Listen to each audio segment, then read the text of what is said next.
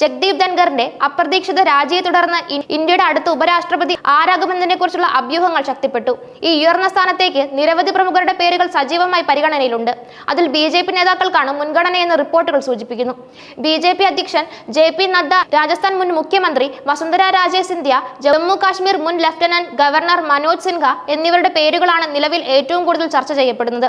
ഇവർക്ക് പുറമെ കേന്ദ്രമന്ത്രിയായിരുന്ന മുക്താർ അബ്ബാസ് നഖ്വി, കേരള ഗവർണർ ആരിഫ് മുഹമ്മദ് ഖാൻ എന്നിവരും പരിഗണനയിലുണ്ട്.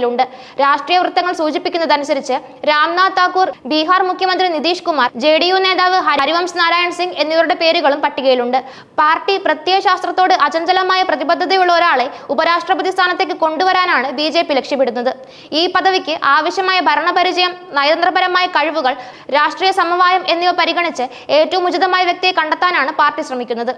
രാംനാഥ് താക്കൂറിനെ ഉപരാഷ്ട്രപതി സ്ഥാനത്തേക്ക് പരിഗണിക്കുന്നുവെന്ന ഊഹാപോഹങ്ങൾ ശക്തിപ്പെട്ടിരുന്നു. എന്നാൽ ഈ റിപ്പോർട്ടുകൾ അടിസ്ഥാനരഹിതമാണെന്ന് BJP വൃത്തങ്ങൾ വ്യക്തമാക്കി. അടുത്തിടെ രാംനാഥ് താക്കൂർ BJP അധ്യക്ഷൻ JP നദ്ദയുമായി നടത്തിയ കൂടിക്കാഴ്ച ഒരു സാധാരണ കൂടിക്കാഴ്ച മാത്രമായിരുന്നുവെന്നും അതേസമയം മറ്റ് നിരവധി MPമാരും നദ്ദയുമായി കൂടിക്കാഴ്ച നടത്തിയിട്ടുണ്ടെന്നും അവർ ചൂണ്ടിക്കാട്ടി. താക്കൂറിന്റെ സ്ഥാനാർത്ഥിത്വത്തെക്കുറിച്ച് JDU നേതൃത്വവും BJPയും തമ്മിൽ യാതൊരു ചർച്ചകളും നടന്നിട്ടില്ലെന്നും വൃത്തങ്ങൾ അടിവരയിട്ട് പറയുന്നു. ബീഹാർ നിയമസഭാ തിരഞ്ഞെടുപ്പായിരിക്കെ ബീഹാറിൽ നിന്നുള്ള ഒരു നേതാവിന് ഉപരാഷ്ട്രപതിയെ തിരഞ്ഞെടുക്കാൻ BJPക്ക് താല്പര്യമുണ്ടെന്ന അഭ്യൂഹങ്ങൾക്കിടയിലാണ് താക്കൂറിന്റെ പേര് ഉയർന്നു വന്നത്. രാഷ്ട്രീയ പ്രാധാന്യം കണക്കിലെടുത്ത് ബീഹാറിൽ നിന്നുള്ള ഒരു നേതാവിനെ ഈ സ്ഥാനത്തേക്ക് കൊണ്ടുവരുന്നത് വരാനിരിക്കുന്ന തിരഞ്ഞെടുപ്പിൽ പാർട്ടിയുടെ സാധ്യതകളെ വർദ്ധിപ്പിക്കുമെന്നും വിലയിരുത്തപ്പെടുന്നു. ജഗ്ദീപ് ധൻഖറിന്റെ രാജിയുമായി ബന്ധപ്പെട്ട് ബീഹാർ മുഖ്യമന്ത്രി നിതീഷ് കുമാറിന് ഉപരാഷ്ട്രപതി സ്ഥാനം ലഭിക്കുമെന്നൊരു വാദവും നിലവിലുണ്ട്.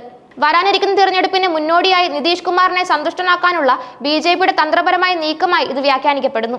ബീഹാർ തിരഞ്ഞെടുപ്പിൽ BJPക്ക് വലിയ താല്പര്യങ്ങളുണ്ട്. സംസ്ഥാനത്ത് ഒറ്റയ്ക്ക് ഭരണം ലഭിക്കാൻ ഇതുവരെ പാർട്ടിക്ക് കഴിഞ്ഞിട്ടില്ല. നിതീഷ് കുമാറിനെ കേന്ദ്രത്തിലേക്ക് കൊണ്ടുവരുന്നത് സംസ്ഥാന രാഷ്ട്രീയത്തിൽ ഒരു പുതിയ ഇടം തുറക്കാനും NDAയുടെ ഐക്യം ഇപ്പോഴും ശക്തമായി നിലനിൽക്കുന്നുവെന്ന് സൂചിപ്പിക്കാനും സഹായിക്കുമെന്നും രാഷ്ട്രീയ നിരീക്ഷകർ വിലയിരുത്തുന്നു. ഇത് BJPക്ക് ബീഹാറിൽ കൂടുതൽ രാഷ്ട്രീയ സ്വാധീനം ഉറപ്പിക്കാനുള്ള അവസരമൊരുക്കും. നിതീഷ് കുമാർ കേന്ദ്രത്തിലേക്ക് മാറുന്നത് ബീഹാറിൽ പുതിയൊരു നേതൃത്വത്തിന് വഴിയൊരുക്കുകയും അത് BJPക്ക് സംസ്ഥാനത്ത് കൂടുതൽ സ്വാതന്ത്ര്യത്തോടെ പ്രവർത്തിക്കാൻ അവസരം നൽകുകയും ചെയ്യും. BJPയുടെ ആഭ്യന്തര വൃത്തങ്ങൾ നൽകുന്ന സൂചനയനുസരിച്ച് ഉപരാഷ്ട്രപതി സ്ഥാനത്തേക്കുള്ള തിരഞ്ഞെടുപ്പിൽ പാർട്ടി കർശനമായ മാനദണ്ഡങ്ങൾ പാലിക്കും. പാർട്ടിയുടെ പ്രത്യയശാസ്ത്രത്തോട് ഉറച്ചു നിൽക്കുന്ന പരിചയസമ്പന്നനും ഭരണപരമായ കാര്യങ്ങളിൽ മികവ് തെളിയിച്ച വ്യക്തിക്കുമാണ് മുൻഗണന. കൂടാതെ രാജ്യത്തിന്റെ വിവിധ ഭാഗങ്ങളെയും സാമൂഹിക വിഭാഗങ്ങളെയും പ്രതിനിധീകരിക്കുന്ന ഒരാളെ കണ്ടെത്താനും പാർട്ടി ശ്രമിച്ചേക്കും.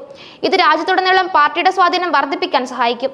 ജഗ്ദീപ് ധൻഖറുടെ രാജി സൃഷ്ടിച്ച ഈ രാഷ്ട്രീയ ശൂന്യത ഉപരാഷ്ട്രപതി ആരാകുമെന്നതിനെ കുറിച്ചുള്ള ചർച്ചകൾക്ക് ചൂടേറ്റിരിക്കുകയാണ്. BJP നേതൃത്വം ആഴത്തിലുള്ള കൂടിയാലോചനകളിലാണ്. പാർട്ടിയുടെ ദീർഘകാല താല്പര്യങ്ങൾ, വരാനിരിക്കുന്ന തിരഞ്ഞെടുപ്പുകൾ, നിലവിലുള്ള രാഷ്ട്രീയ സാഹചര്യങ്ങൾ എന്നിവ പരിഗണിച്ച് ഉചിതമായ ഒരു തീരുമാനമെടുക്കാൻ BJPക്ക് സാധിക്കുമെന്നാണ് പ്രതീക്ഷിക്കുന്നത്. അടുത്ത ഉപരാഷ്ട്രപതിയെക്കുറിച്ചുള്ള പ്രഖ്യാപനം ഇന്ത്യൻ രാഷ്ട്രീയത്തിൽ പുതിയ ചലനങ്ങൾ സൃഷ്ടിക്കുമെന്നതിൽ സംശയമില്ല.